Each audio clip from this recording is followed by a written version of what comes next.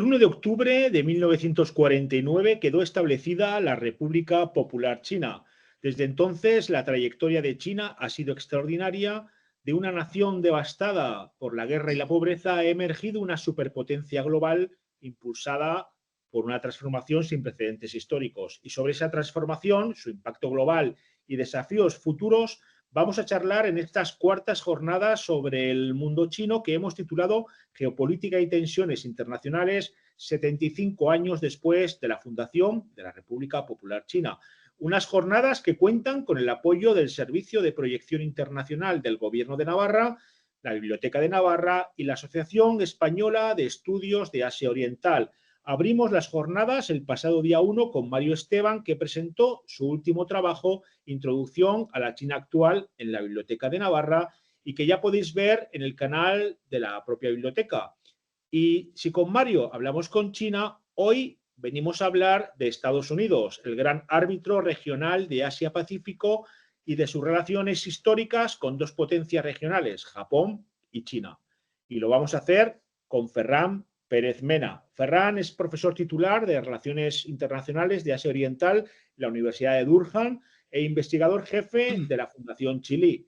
Doctor en Relaciones Internacionales por la Universidad de Sussex en el Reino Unido. En la actualidad está investigando la relación entre la producción del pensamiento chino, la expansión del capitalismo y la economía política china. Está interesado en la sociología histórica internacional, las relaciones internacionales en el marco de Asia Oriental y la teoría de la securitización y medios de comunicación, el marxismo y la teoría política. Es autor de diversas publicaciones, tanto divulgativas como académicos. Gracias a todos los que estéis aquí y como ya conocéis, los habituales, Ferran abrirá la sesión con una ponencia de 30-40 minutos y posteriormente se abrirá el turno de preguntas, bien levantando la mano, que Irene, que está a los mandos, os dará voz, o bien colocando vuestros comentarios en el chat y yo mismo le daré lectura. Cuando quieras, Ferran. Genial. Buenas tardes a todos y a todas, y es un placer estar con todos vosotros esta tarde. En esta charla, que tendrá, como ha dicho Andrés, unos 40 minutos, hablaré sobre el auge económico de Japón y China y sobre la política exterior estadounidense hacia estos países, ¿no? El principal argumento de esta charla es que, en parte, para entender el posible futuro del desarrollo económico chino y los retos que está afrontando la China actual, tenemos que explorar los factores históricos que marcaron el auge económico de Japón durante los años 80 y 90 y también su declive económico durante la década perdida. Y también tenemos que entender el rol de Estados Unidos en la región de Asia Oriental, ¿no? Es importante que ustedes sepan que yo no soy economista y que el enfoque de esta charla estará informado por la disciplina de las relaciones internacionales y la historia. Es posible que en este momento miembros de la audiencia se estén preguntando por qué tenemos que estudiar el auge económico de Japón para entender el desarrollo económico chino y el posible futuro de China. ¿Qué tienen en común la China actual y el Japón de los años 80 y 90, ¿no? Yo espero que durante esta presentación pueda responder a esa pregunta, pero de momento me gustaría centrarme en la importancia de estudiar los bosques, por decirlo de una manera metafórica, o las estructuras que configuran los órdenes internacionales y las relaciones entre estados, ¿no? Considero que existe una tendencia, especialmente en los medios de comunicación, a desinteresarse por la historia. Y esto se ve especialmente en la cobertura mediática de países lejanos que se sitúan más allá del eje atlántico y de la Unión Europea. Lo cierto es que la historia no vende demasiado y también es igual de cierto que suele ser compleja y en ocasiones entender la historia requiere paciencia y tiempo, dos cosas que la gente no suele tener en la actualidad. Entonces, cuando estudiamos procesos de la política internacional, como por ejemplo el auge económico de Japón o el de la China contemporánea, se suelen analizar como procesos aislados, ¿no? Como si esos procesos fueran un árbol que crece de forma aislada y entonces, como consecuencia, los análisis mediáticos se suelen centrar en las características internas del árbol. Lo que pasa es que este tipo de enfoques analíticos no nos ayudan a entender el contexto en el que crecen los árboles, ¿no? ¿Por qué algunos árboles mueren? ¿Por qué otros tienen una vida más larga? ¿Cómo se relacionan los árboles en un ecosistema, ¿no? En esta charla yo hablaré del auge o de los auges económicos de Japón y de China desde la perspectiva del bosque, es decir, desde una perspectiva que enfatiza el contexto en el que sucedieron y suceden estos procesos y cómo que sin entender ese contexto histórico y las relaciones globales entre diferentes actores, no podemos entender la relación entre Estados Unidos con el auge de Japón, el de la China o la transición geoeconómica que estamos experimentando en la actualidad y que está contribuyendo a un gran desorden internacional. En esta diapositiva pueden ver los titulares de los mayores medios de comunicación del mundo. Como pueden ver, desde los diarios más liberales de aquí de casa a aquellos afines al Partido Comunista de China, como Global Times, han publicado extensamente sobre la posibilidad de que China experimente una década perdida, como la que experimentó el Japón de los años 90.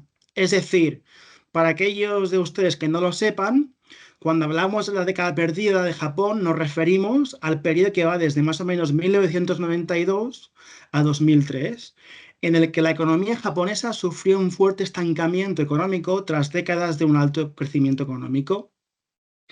Más allá de la existencia de visiones apocalípticas sobre el futuro de la economía china de ciertos expertos que llevan tiempo prediciendo un colapso que no llega, lo cierto es que el país asiático se encuentra en la actualidad ante una transición económica que realmente puede poner en peligro el desarrollo económico del que tanto depende la gobernabilidad del país y, más importante, la legitimidad del gobierno.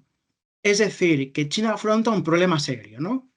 Esta preocupación no solamente la tienen economistas extranjeros que son conscientes de que un desastre económico en China tendría graves consecuencias para la economía mundial, ya que China ha sido uno de los principales motores de la economía global más reciente, sino también los analistas y estrategas del Partido Comunista o afines al partido saben que si China no es capaz de transitar hacia otro modelo económico de forma exitosa, la gobernabilidad del país y especialmente la legitimidad del Partido Comunista pueden verse seriamente amenazadas. Entonces, para comenzar, me gustaría enseñarles esta diapositiva en la que podrán ver similitudes internas del Japón de los 80 con el de la China actual. En la foto que está en la parte superior izquierda de la diapositiva, no sé si lo pueden ver cómo la China actual y el Japón de los años 80 comparten similitudes demográficas. Especialmente podemos ver cómo ambos países experimentaron o están experimentando un declive de la fertilidad y un rápido envejecimiento de su población. Y de una forma muy sistemática y simple, la demografía pues, puede tener consecuencias fundamentales para el desarrollo económico de cualquier país, porque el auge del envejecimiento de la población puede conllevar un declive de la productividad del país, ya que hay menos personas con edad de poder trabajar. Esto, por ejemplo, puede ayudarnos a entender por qué el gobierno chino en 2015 acabó con la política del hijo único, ¿no? Entre otras cosas. El problema de China es que ha comenzado a experimentar este problema demográfico en un momento en el que existe una gran desigualdad económica entre las provincias chinas y la población en general, y esto puede crear pues, muchos problemas de gobernabilidad y económicos, ¿no? En la parte superior derecha pueden ver un gráfico del PIB por cápita de varios países y pueden observar el claro declive de Japón, la línea roja. Se puede ver que a partir de 1993 hay un claro declive y estancamiento de la economía japonesa durante las décadas posteriores. En la foto que está en la parte inferior de la diapositiva se puede ver la trayectoria del PIB chino y se puede ver o percibir un claro descenso, especialmente tras la crisis financiera de 2007 y 2008. También es cierto que, para ser justos, la tasa de crecimiento del PIB chino durante los años antes de la crisis financiera, donde se llegó a ver una tasa de crecimiento del 14%, pues no eran números que se podían sostener en el tiempo, y de hecho esto lo sabía todo el mundo. Entonces, para resumir un poco esta diapositiva, podemos ver cómo el Japón de los años 80 y la China actual pues compartían similares tendencias demográficas y también macroeconómicas. Soy consciente de que esto es una narrativa un poco simplista, ya que obviamente existen diferencias económicas entre la China actual y la del Japón de los años 80, intentando simplificar el mensaje para que ustedes pues, puedan entender estos procesos y apreciar las similitudes. Aquí, bueno, voy a hablar de las similitudes externas entre el Japón de los años 80 y la China de la actualidad, ¿no? Bueno, lo cierto es que la primera similitud externa entre el Japón de los años 80 y 90 y el de la China actual es que ambos países experimentaron o están experimentando lo que se podría definir como una transición económica.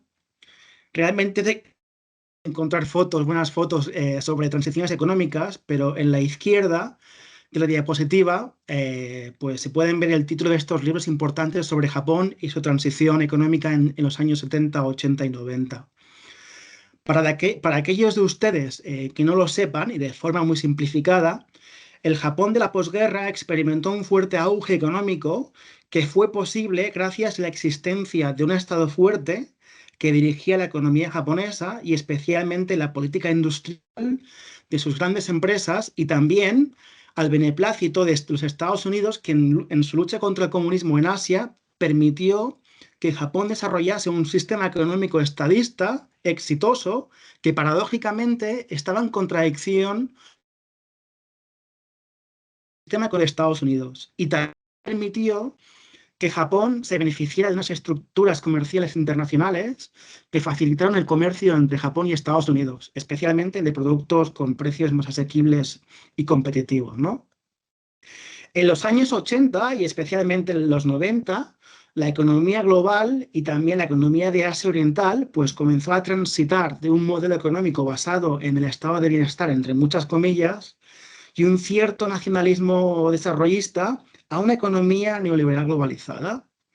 Y a finales de los años 80, pues Japón tuvo que afrontar la transición de un estado desarrollista a la de un estado insertado en las estructuras de la nueva globalización neoliberal desarrollada principalmente por Estados Unidos, y esto fue un reto importante para Japón. En la parte derecha de la diapositiva se puede ver una foto que muestra un poco la transición económica en la que se encuentra China, ¿no? La China actual está pasando de un modelo económico de exportación de productos baratos, que dependió principalmente de la existencia y la explotación de una mano de obra barata que en muchas ocasiones respondía a la población flotante china que se movía del interior del país a las regiones más ricas de la costa, a un modelo económico sostenido por la innovación tecnológica y la producción de manufacturas de alta calidad, que permite el auge del consumo interno que pueda satisfacer las necesidades de la clase media china, y de la creación de un sistema nacional con una cierta autosuficiencia para gestionar y afrontar los actuales retos geopolíticos, ¿no? Como podemos observar, estas transiciones económicas no se pueden entender sin los cambios en el bosque o en el contexto histórico, ¿no? Lo interesante también es entender que ambos países se beneficiaron de relaciones positivas con Estados Unidos y de estructuras económicas y legales construidas por Estados Unidos para crecer económicamente. Es decir, que el crecimiento económico del Japón y el chino no se pueden entender sin el rol de Estados Unidos, ¿no? En definitiva, en los años 80 experimentó una transición hacia una economía global neoliberal, y la China actual está experimentando una transición económica que básicamente es para poder sobrevivir en una economía más fragmentada y caracterizada por el auge de la competición entre bloques geopolíticos.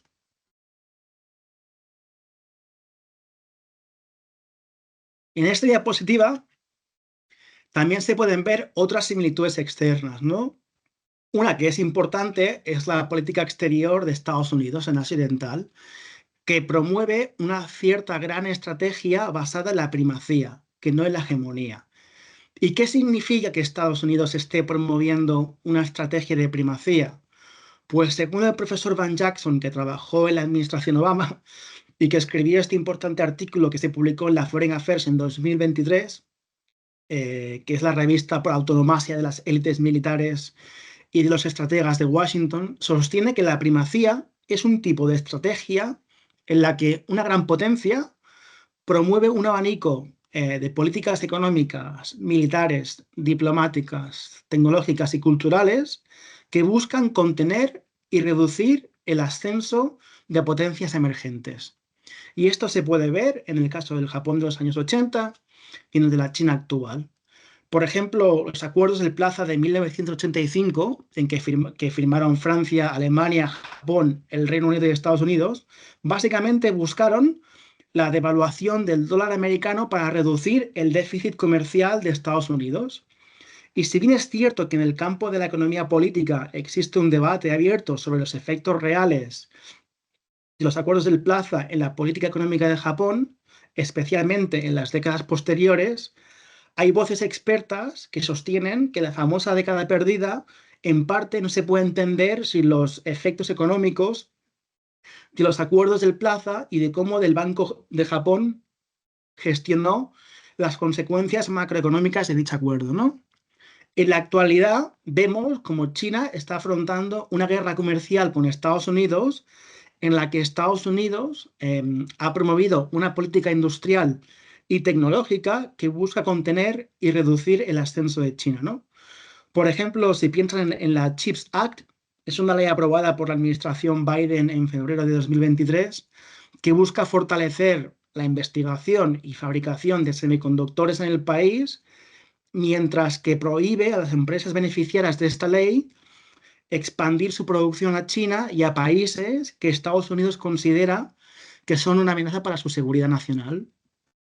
No obstante, es importante recalcar que si bien es cierto que Japón ha sido un aliado de Estados Unidos en la región desde la Segunda Guerra Mundial, China no lo es. Y esto ha tenido consecuencias en cómo estos países navegan y afrontan la política exterior de primacía estadounidense, ¿no? El problema con esta estrategia, según Van Jackson, es que este tipo de estrategia basada en primacía pues puede acabar en un conflicto militar, porque esto requiere la promoción de una política de bloques en Asia Oriental y la fragmentación de la economía de la región, ¿no? También podemos ver cómo el Japón de los años 80, al igual que la China actual, que sufre una campaña de desprestigio contra sus coches eléctricos y otros productos de alta tecnología, también sufrió una campaña mediática que movilizó imaginarios racistas sobre la amenaza del peligro amarillo, ¿no? De hecho, durante los años 80 y 90, en Estados Unidos se hablaba de la naturaleza predatoria de las políticas económicas de Japón. De hecho, algunos políticos describieron las tensiones económicas entre Estados Unidos y Japón como un Pearl Harbor económico, ¿no? Porque las empresas japonesas, especialmente las tecnológicas y las de automoción, pues estaban supuestamente contribuyendo a la desindustrialización de Estados Unidos y la pérdida de puestos de trabajo. Aunque realmente, si nos paramos a estudiar los procesos económicos de los años 70 y 80, podemos ver cómo la desindustrialización de Estados Unidos fue una decisión política para solucionar la crisis de los años 70, ¿no? También, por ejemplo, la representante de Maryland en el Congreso, Helen Delitzsch Bentley, junto a 9 miembros del Congreso y líderes de sindicatos de trabajadores, pidieron un boicot contra los productos de Toshiba. Aquí podéis ver la foto de la congresista destrozando productos de Toshiba, ¿no? También la Academia Estadounidense publicó libros bastante curiosos, por ejemplo, uno titulado Agentes de influencia, cómo Japón manipula el sistema económico y político americano. George Freeman, un profesor de geopolítica, y Meredith Lebar escribieron en 1991 un libro titulado La próxima guerra con Japón, que se puede ver en esta diapositiva. También Fareed Zakaria, uno de los editores de la revista Foreign Affairs, explicó que durante los años 90 recibía una gran cantidad de manuscritos que argumentaban que Japón tenía la intención de dominar el mundo, ¿no? Lo curioso de todo esto es que expertos estadounidenses en política internacional realmente pensaban que un conflicto entre Japón y Estados Unidos era una posibilidad que estaba en las cartas a pesar de ser aliados. Entonces, ¿por qué es Asia Oriental una región tan importante para los estrategas estadounidenses que promueven una gran estrategia que se asemeja mucho a una estrategia de primacía? Pues porque son conscientes de que el centro de gravedad de la economía global se está moviendo del eje atlántico hacia el eje pacífico y saben que la región de Asia Oriental y Asia en general será el nuevo centro de la economía global durante el siglo XXI. Y Estados Unidos, pues obviamente no quiere quedarse fuera de esos procesos, ya que el auge de China pues, podría poner en peligro la centralidad de Estados Unidos en Asia Oriental y en Asia Pacífico. Y entonces, ¿qué factores explican, digamos, la gestión del gobierno japonés de la década perdida? A mi modo de ver, existen diversos factores que explican la distinta trayectoria de las relaciones entre Estados Unidos y Japón en los años 80 y las relaciones actuales entre Estados Unidos y China. Por un lado, yo creo que el sistema político es fundamental para entender estas divergencias, ¿no? Creo que el sistema político japonés y su parlamentarismo pudieron amortiguar el golpe de los acuerdos del Plaza y de sus consecuencias y de las tensiones comerciales con Estados Unidos, ¿no? En los años 80 y 90, el parlamentarismo japonés actuó como una válvula de escape, es decir, las contradicciones que emergieron de su política exterior y política macroeconómica se pudieron encauzar a través del sistema político de tal manera que no hizo falta tener que poner en cuestión los factores estructurales que estaban contribuyendo a los problemas económicos de Japón. En cierta manera, la situación del Japón de los 80 también es parecida a la de la Alemania en el contexto geopolítico actual. De hecho, la existencia de diferentes partidos políticos en Alemania pues ayuda a que las contradicciones que emergen de su política exterior y su política macroeconómica se puedan encauzar a través del parlamentarismo sin tener que poner en cuestión estructuras y factores externos que están contribuyendo al declive geoeconómico de Alemania y también de la Unión Europea, ¿no? El problema es que estas contradicciones en el marco de la Unión Europea pues se están materializando a través del auge de la extrema derecha, ¿no? Otro factor que explica las diferencias entre la transición japonesa de los años 80 y la transición de la China actual es el geopolítico o la situación geopolítica general. Las tensiones entre Estados Unidos y Japón se dieron en un contexto donde la globalización neoliberal comenzó a despegar tras la caída del muro de Berlín en 1989. Y esto supuso que a pesar de los efectos negativos de las tensiones comerciales entre Estados Unidos y Japón y de la política macroeconómica del Banco de Japón, que tuvo graves consecuencias para la economía japonesa, las grandes multinacionales japonesas y sus élites transnacionales siguieron disfrutando de una posición más o menos aventajada en las estructuras de una economía globalizada. Esto también se debe a que las empresas japonesas pues no tuvieron que afrontar una economía fracturada, sino una economía que ofrecía una apertura global, ¿no? Y por ejemplo, si nos fijamos en la composición de la Comisión Trilateral, que es una organización transnacional formada por políticos, grandes empresarios y académicos de renombre que ha promovido el internacionalismo liberal y el capitalismo liberal desde 1973, se puede apreciar cómo las élites económicas japonesas han tenido un papel importante dentro de la comisión, ¿no? Por ejemplo, Takeshi Watanabe, el expresidente del Banco Asiático de Desarrollo, Isamu Yamashita, el CEO del grupo Mitsui, o Akio Morita, el fundador de Sony, fueron directivos importantes de la comisión, ¿no?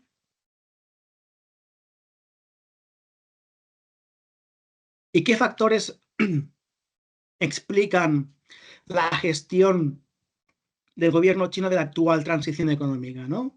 Pues al igual que el Japón, el sistema político chino también tiene un papel fundamental en cómo las élites chinas pueden gestionar y afrontar esta transición, ¿no? En contraposición con el parlamentarismo japonés, yo creo que el sistema político chino no tiene esa capacidad de flexibilidad para afrontar estos retos geoeconómicos, ¿no?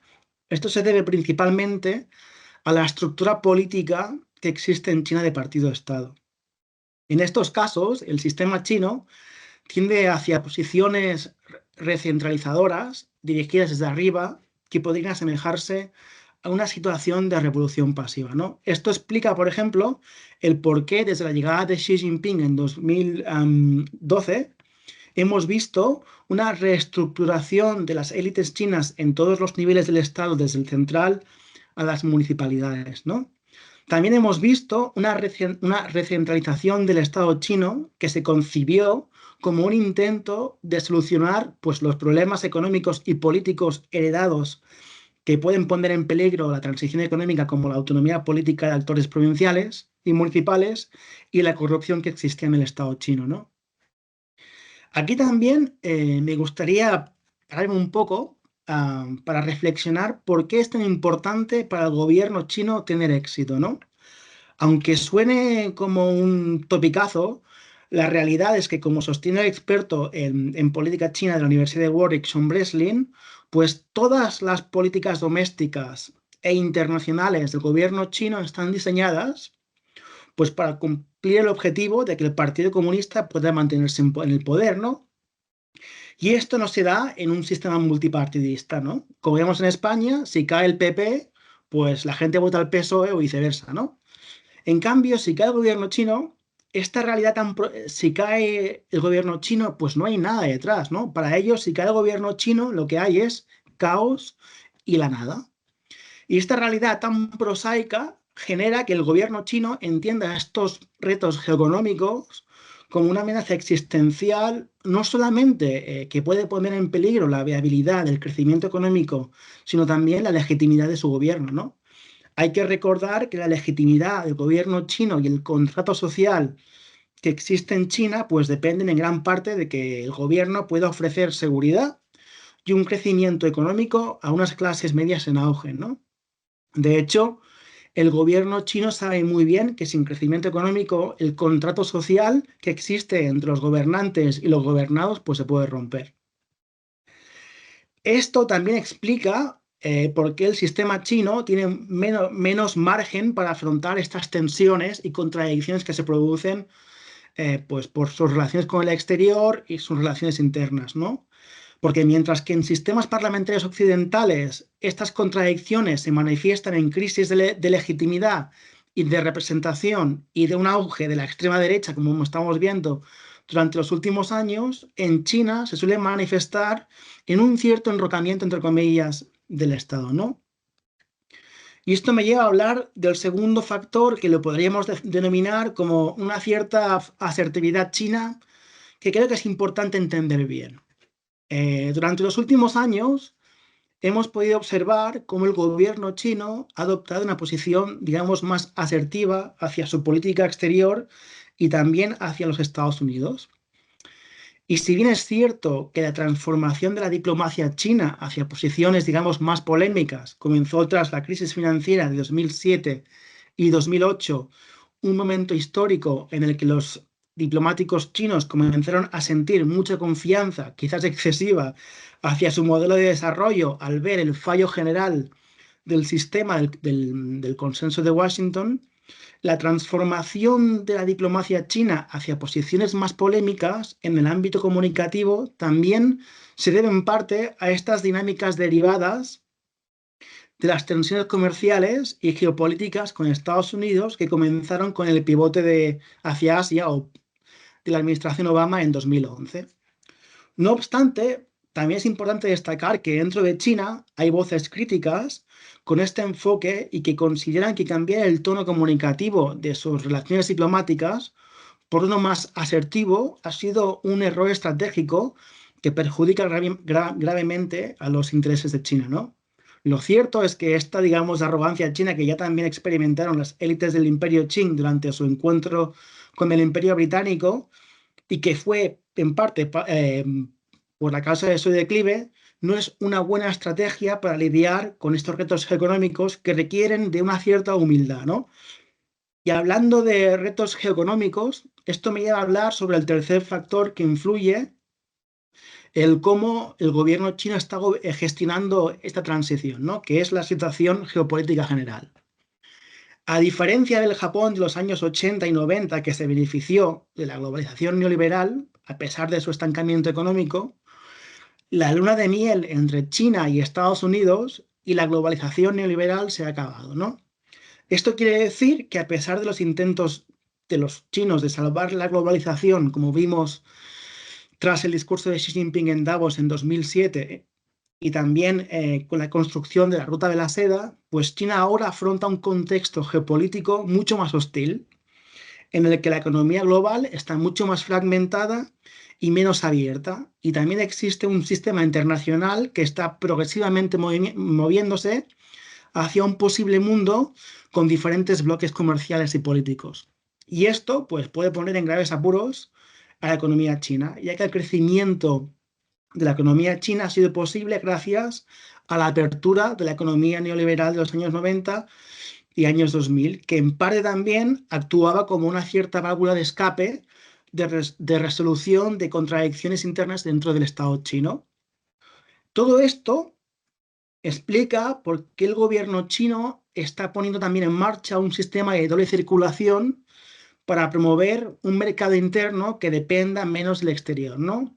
Esto no quiere decir que China se esté cerrándose al mundo, aunque sí que se percibe un cierto enrocamiento a pesar de los debates sobre la necesidad de continuar con las reformas, ¿no?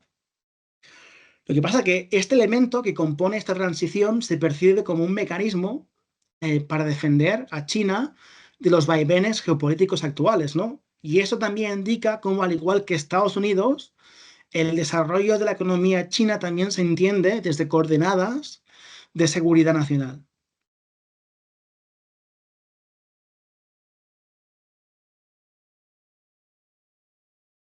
En esta diapositiva me gustaría centrarme brevemente en las relaciones entre Estados Unidos y China, ya que son uno de los factores clave de la historia y del siglo XXI, ¿no?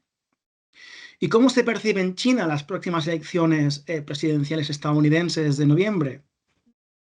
Como sostiene la investigadora Yu Ye de la Chatham House en el Reino Unido, China ha llegado a la conclusión de que sea quien sea el ganador de las próximas elecciones, China y Estados Unidos tendrán una competición más intensa, ¿no?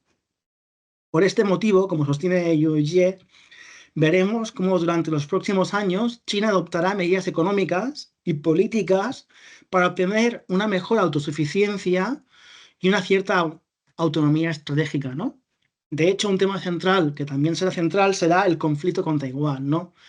Los estrategas chinos comienzan a hablar sobre la precariedad de las relaciones en el estrecho de Taiwán y esta precariedad que se espera que empeore tras las elecciones de este próximo noviembre. También es cierto que a pesar del incremento de la competición entre China y Estados Unidos y la existencia de un consenso entre el Partido Republicano y el Democrático sobre cómo lidiar con China, es posible que también se vean como diferencias entre los diferentes candidatos, ¿no? Mientras que Donald Trump y el Partido Republicano endurecerá su política exterior hacia China, es posible que Kamala Harris que siga con la estrategia de Joe Biden, ¿no? De hecho, analistas chinos como Gong Zhong, que es profesor de economía de la Universidad de Negocios Internacionales y Económicas en Pekín, sostienen que la elección de Kamala Harris sería mucho más positiva para China, ya que a pesar de las diferencias existentes entre la administración Biden y China, será mucho más predecible. Kong sostiene que si Trump gana las elecciones, acabará con la guerra de Ucrania para centrarse y completar el pivote hacia Asia que comenzó en Obama en 2011 y que ha sufrido demoras porque Estados Unidos se ha visto involucrado en otros conflictos que han hecho que Estados Unidos pues, no pueda centrarse en China, ¿no? También se dice que Tim Walz, el gobernador del estado de Minnesota y el actual candidato a la vicepresidencia del Partido Demócrata, tiene una visión sobre China mucho más matizada y sofisticada que políticos y estrategas que promueven una competición con China desde una posición primacista, ¿no? Esto se debe a que Walz dicen que pasó una temporada en China durante su juventud, ¿no? Pero lo cierto es que es difícil saber si Tim Walz realmente podrá cambiar el rumbo de las relaciones entre Estados Unidos y China, porque tradicionalmente la figura del vicepresidente ha sido una figura bastante simbólica que no se ha metido demasiado en asuntos de política exterior.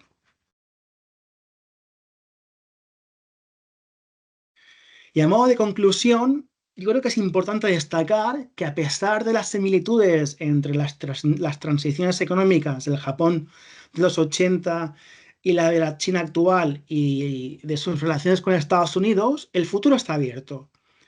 Sí que es cierto que existen factores estructurales que perduran desde los años 80, ¿no? Como por ejemplo la política de primacía de Estados Unidos, ¿no? Pero también es cierto que hay nuevos factores estructurales e internos que son completamente nuevos, ¿no? Entonces, China se encuentra ante un reto económico gigantesco que no está claro que pueda solucionar tan fácilmente, ¿no? Incluso si lo soluciona, quizás tenga que pagar un precio demasiado caro, ¿no? Por ejemplo, el enrocamiento y la recentralización del sistema pues pueden traer nuevas subjetividades sociales más enrocadas y quizás más intolerantes que puedan dificultar reformas que podrían ser necesarias para transitar hacia ese modelo deseado que hemos comentado, ¿no? Por el otro lado, Estados Unidos también tiene que preguntarse si una estrategia de primacía en Asia Oriental realmente va a contribuir a que éste sea capaz de defender sus intereses nacionales. Lo cierto es que la primacía causa enrocamiento en China, en una China que cada vez más tendrá quizás menos posibilidades de amortiguar las tensiones y contradicciones que experimenta dentro del Estado y en el exterior. Y también esta primacía pues genera el auge de etnonacionalismo que ya lo estamos viendo en el Partido Republicano y que también puede poner en peligro un poco la estabilidad interna de los Estados Unidos. De hecho, vemos como expertos sobre guerras civiles consideran que en Estados Unidos se pueden percibir casi todos los elementos que pueden generar una guerra civil, ¿no? Entonces, volviendo un poco a la metáfora del bosque, yo creo que es importante entender que si bien estamos viviendo un contexto caracterizado por un gran desorden internacional de grandes conflictos y tragedias humanas, es importante también comprender que este desorden no se puede solucionar solamente desde China, Estados Unidos o la Unión Europea. Aquí es importante que la diplomacia e instituciones internacionales pues trabajen para asegurarse de que distintos árboles puedan vivir y sobrevivir en el mismo bosque, porque un bosque con un árbol no es un bosque y un mundo sin bosques pues es un desierto sin vida, ¿no? Y acabo aquí y queda a vuestra disposición.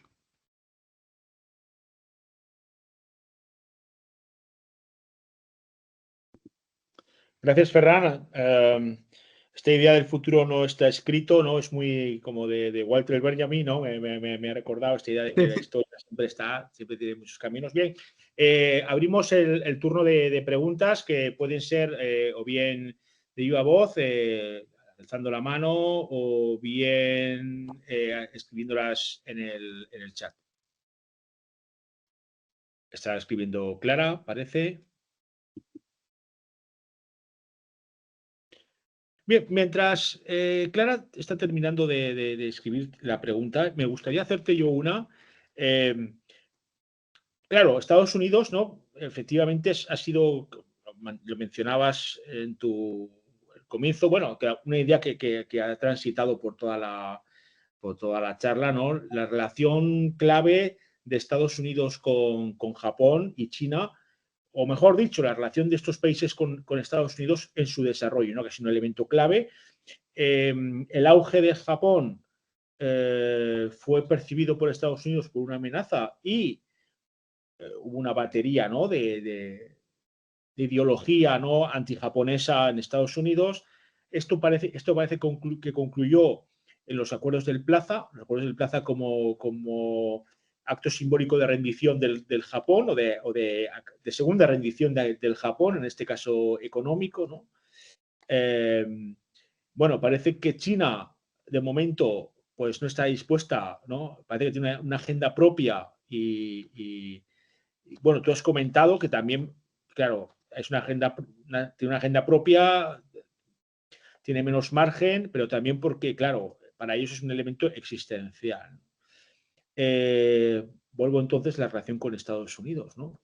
¿Cómo crees, más allá de las elecciones de noviembre, este nudo que existe, ¿no? Porque, claro, ¿hacia dónde crees que va? Un poquito de perspectiva.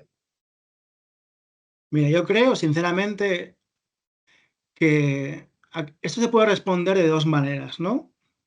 Yo creo que quizás un marxista te diría algo así como que la relación entre Estados Unidos y China está abocada al fracaso y va a haber una guerra, porque digamos que el sistema económico funciona de tal manera que no permite que dos potencias económicas puedan coexistir, ¿no? Eso podría ser una manera de verlo.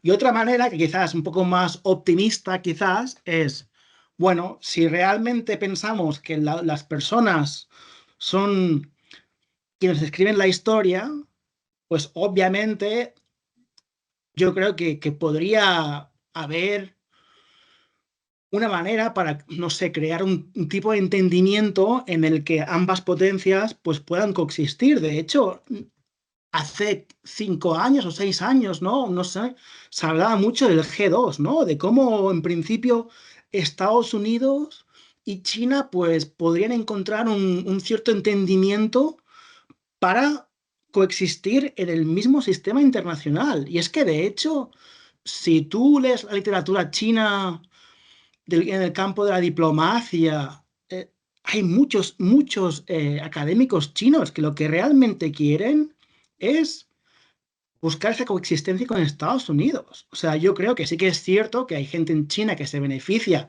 o se podría beneficiar de un conflicto con Estados Unidos, pero yo creo que la gran mayoría en China lo que quieren es pues, la coexistencia, ¿no? La pregunta es si Estados Unidos va a permitir eso, va a permitir que haya una coexistencia, porque eso requiere entender que uno, no puedes tener una política de primacía, requiere entender que la distribución de la riqueza global tiene que ser más equitativa, tiene que ver también, tienes que pensar que quizás va a haber, pues eso, más voces que podrán, digamos, debatir sobre el futuro del sistema internacional. Y la pregunta es si realmente en Estados Unidos los que manden están por la labor o no. Uh-huh. Toda apunta a que no, pero no lo sabemos. Lo veremos a ver qué pasa, ¿no? Clara ya ha terminado de escribir su pregunta y nos lo dice, leo literalmente: muchas gracias por la presentación, muy interesante. ¿Cómo piensas que España se posiciona o debe posicionarse en esta rivalidad entre China y Estados Unidos? Gracias por la pregunta, es muy interesante. Yo creo que esta tiene también como dos respuestas, ¿no? Uno, yo creo que es importante que el gobierno de España invierta en expertos, porque no los tenemos. Entonces, sin expertos, España no puede tener, digamos, una buena política hacia China o hacia el mundo chino, ¿no? De hecho, no sé si fue la exministra de Asuntos Exteriores, Arantxa Rodríguez, ¿cómo se llama? No me acuerdo de su apellido. Ella manifestó que la Unión Europea no tenía expertos. Entonces, la pregunta que yo me hago es, pues tenemos un problemón porque ¿cómo vamos a navegar estas tensiones si no tenemos expertos que puedan ayudar al gobierno, digamos, a posicionarse, ¿no? Esto es un problema, ¿no? Entonces, si eso se soluciona, yo creo que lo inteligente sería, pues, que España adoptase una posición pragmática, ¿no? Dentro de los límites de la OTAN y la Unión Europea, ¿no? Porque como sabemos, España, o sea, su margen de maniobra es dentro de los límites y el marco de la OTAN y la Unión Europea. No es un país que tenga autonomía estratégica para hacer lo que ella quiere, ¿no? Entonces yo creo que dentro de esos marcos, pues lo ideal sería que España tuviese una política estratégica y pragmática para, digamos, crear como puentes, ¿no? Crear puentes para también que el país se pueda beneficiar de esto, porque también si hay una guerra entre China y Estados Unidos, yo no creo que eso sea positivo para nadie, ¿no? Y para España aún menos. Entonces yo creo que ahí podría jugar como un papel de puente y también por la posición de España dentro de la Unión Europea, ¿no? Que sabemos que últimamente, pues, el Ministerio de Asuntos Exteriores pues, está intentando como jugar este papel de como de puente entre Latinoamérica y Estados Unidos, un poco entre el norte de África, ay, perdona, y la Unión Europea. Y yo creo que ese papel pues, también lo podría tener en el contexto de China, de la rivalidad entre China y Estados Unidos, ¿no? Obviamente eso es difícil de hacer y hay muchas limitaciones, ¿no? Pero podría ser una opción. No sé si hay alguna pregunta más.